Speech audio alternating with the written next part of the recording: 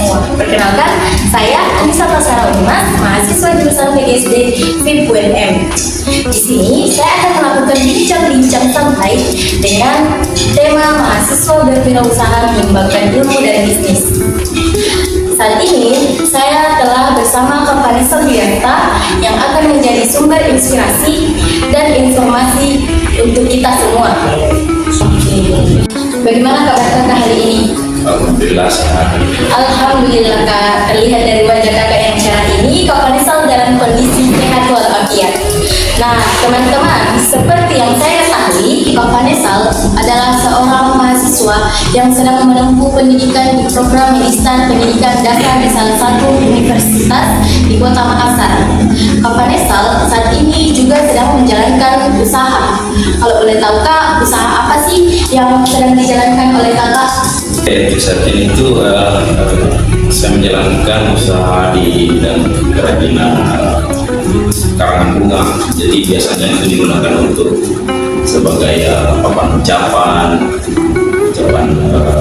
sungkawa, atau ketika ada bisnis yang baru dibuka, saya pakai itu. Sejak kapan kakak menjalankan usaha ini? Jadi untuk usaha Flores ini itu saya mulai di bulan Februari tahun 2020. Jadi masih baru. Nah, yang saya ketahui saat ini kan kakak sedang menempuh pendidikan, bukan di bidang ekonomi ataupun bisnis. Jadi, mengapa kakak memutuskan untuk menjalankan usaha kakak saat ini? Dan bagaimana cara kakak mengatur waktu? Ya, memang betul.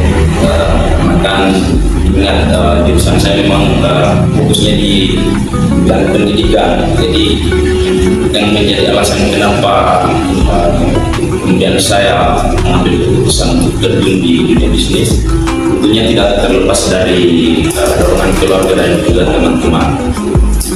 Terus persoalan bagaimana cara kita mengatur waktu, ya, jadi biasanya pengerjaannya itu saya mulai di malam hari ataupun di hari libur. Apakah bisnis ini mengganggu kuliah kakak atau malah sebaliknya? Kalau persoalan mengganggu sebenarnya tidak juga, karena lagi-lagi tadi pengerjaannya dikerjakan di malam hari, jadi tidak ada waktu yang bertabrakan antara proses perkuliahan dan juga pengerjaan di bisnis ini. Selama menjalankan usaha, apa saja hambatan yang pernah dialami oleh kakak dan bagaimana cara kakak mencari jalan keluar dari hambatan tersebut? Oke, jadi sudah terkait hambatan pasti ada, mulai dari penyediaan stok bahan yang terbatas, kemudian pengerjaan atau pesanan yang kadang bersamaan 5-6 papan. Jadi proses pengerjaannya itu yang mepet. Jadi solusinya saya mengajak teman-teman untuk membantu dalam pengerjaannya. Jadi menurut kakak, apakah semua mahasiswa bisa menjalankan usaha sambil menempuh pendidikan? Jadi menurut saya sangat bisa, asalkan punya niat dan juga harus konsisten. Jadi tetap prioritaskan pendidikannya, kemudian bisnisnya yang kedua.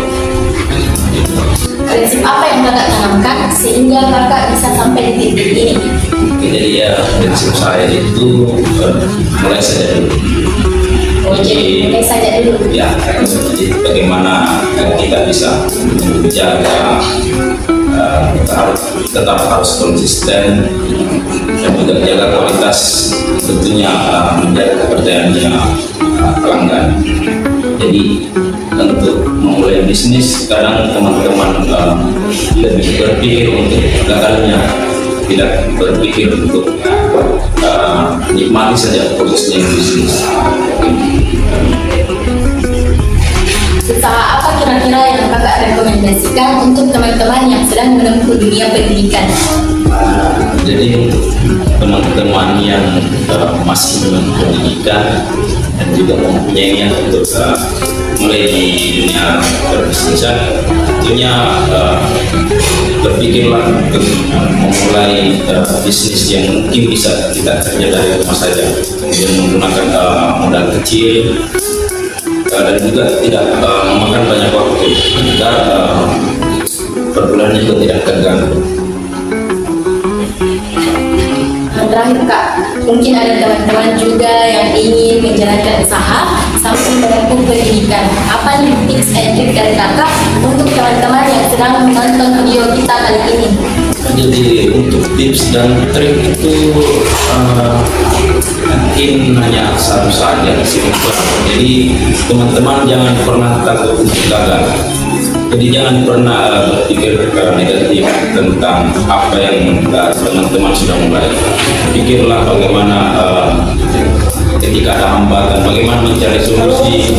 Ketika ada tantangan, cari solusi lagi sampai intinya adalah nikmati saja jalannya. Oke, terima kasih Kak atas inspirasinya, banyak informasi dan pelajaran yang bisa saya dapatkan dari bincang-bincang kita kali ini. Nah, untuk teman-teman yang ingin menggunakan jasa Company Sal, silahkan kunjungi Instagramnya Pandaya Floris.